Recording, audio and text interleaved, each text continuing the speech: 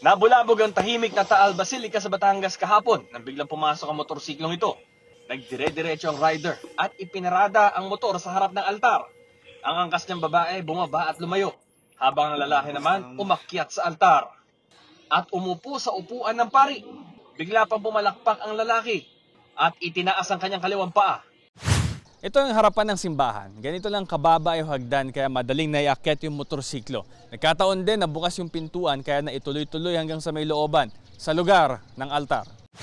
Ayon sa pulisya, hawak na nila ang lalaki na dinala raw ng ilang concerned citizen. Hindi rin daw siya makausap ng matino. Base dun sa sabi ng magulang, wala daw bisyo yung bata.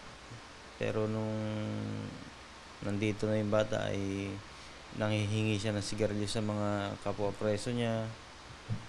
Ay nang tinanong natin ay sabi niya ay nakagamit siya ng marijuana. Depensa ng suspect, hindi raw niya pinagsisisihan ang ginawang pagpasok ng motorsiklo sa simbahan. Parang gusto ko lang po mabasbasan. Yun po. Yun po ang gusto ko. Depende nila sa kanila kung masamang tingin nila sa akin. Dahil gusto ko mabago ang buhay ko.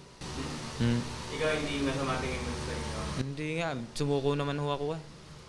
Kung hindi ako sumuko, wala ako dito. Baka yung nagtatago na.